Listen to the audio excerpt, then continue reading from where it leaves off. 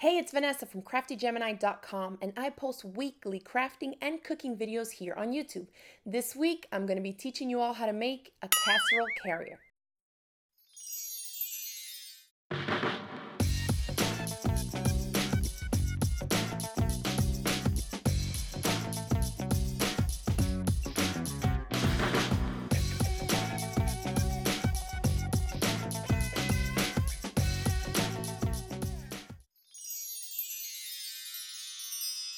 The first step is to take one of your cotton fabric pieces and lay it over one of the pieces of the batting. You see you should have a little bit extra. The batting should be a little bit bigger than your fabric.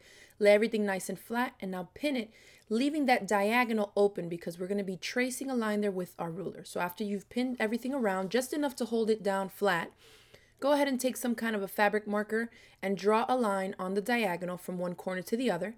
Then you turn your piece around and you're going to do the same thing. So basically you're doing like a big X across the entire square. And then all you have to do is take the straight stitch and just go following the lines that you traced out. After you're done with that, you can do some cross hatching for the quilting, which basically I've just drawn lines on the diagonal every 2 to 3 inches or so.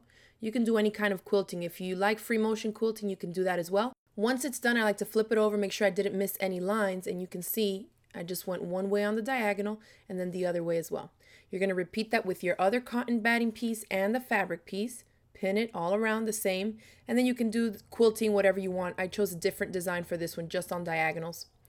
Then when you're done quilting those two pieces, you want to take your rotary cutter and trim up all the excess batting that you have around your fabric. The reason we do this is because everything tends to shrink a little after the quilting, so you want your pieces to be a little bigger. Once you're done with both your pieces, you're ready to start putting everything together. So now you're going to take one and lay it over the other, both with the pretty sides touching each other. So you should see one of the batting pieces facing up, pin all the way around, and then you're going to mark an opening of about 10 inches or so. We're going to leave this open. You're going to start on one end, backstitch, go all the way around, stop on the other end, and then your space there is going to be open. Make sure that you backstitch. Once you've sewn that around using a 1/4 inch seam allowance, you see where the opening is. I like to go ahead and trim all my corners, and you just want to trim it like that to reduce some of the excess bulk there. And do that on all 4 corners. And then you're just going to go to your opening and you're going to flip the entire piece inside out through there. I like to poke out the corners first. So just go to a corner, flip it out, and then just continue to do that until you have everything flipped out. Give it a good press with your iron to make everything lay nice and flat. And then at the opening, you just want to tug on the ends and have both of the fabrics there flip under. You can pin it just like that and then take it to your sewing machine, and we're actually going to top stitch this entire piece with a little bit less than a 1/4 inch or 1/4 inch, whatever you think is fine. I like to do it nice and close to the edge, about 1/8 of an inch away, and that's going to help secure our opening and top stitch the whole piece. You can see how it looks all the way around, and the stitching here looks just like that. Now you're ready to make your straps. So you want to take the longest strip, and like I usually do, if you've seen any of my videos, you fold it in half lengthwise. Then you grab the shorter ends and reach them towards the center. Make sure that you're pressing this with the iron so it stays nice and crisp like I have here. Then you just refold the entire strip down the center.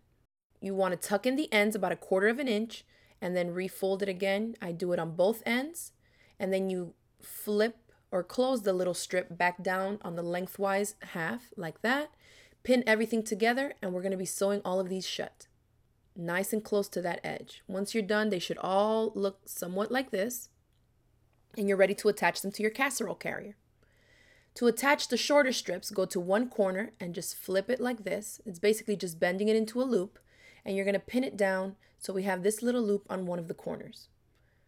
I put some pins here just to secure it in place before I sew it. Then you're going to repeat the same thing on the opposite corner. Opposite that corner, you're going to put another short loop.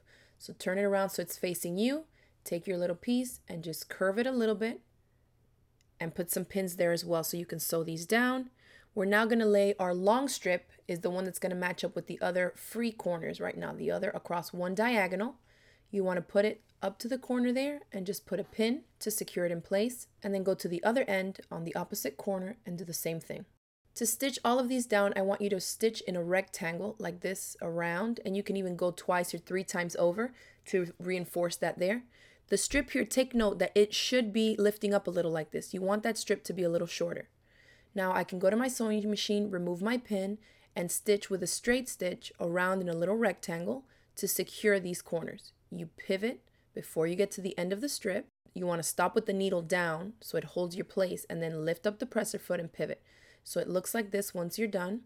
And you have the choice, you can do a straight stitch or you can do a zigzag stitch like you see here, whatever you feel will be more secure. Now to use your casserole carrier, real simple. Put the plate in the middle, then you're going to slip that long strap through both of those loops, and then it turns into your handle. This casserole carrier is also reversible. To flip it, just flip it around so that the outside fabric is now on the inside, but you want to make sure that you're pulling that strap over to the side with you. Put your plate and continue to do the exact same thing. Just slip the long strip through the small loops. I want to show you here, even with a 13-inch round plate, you can do that as well. So it works up to, I would say, about a plate or a dish this size. Anything bigger, you'd probably want to change the pattern and make your pieces bigger.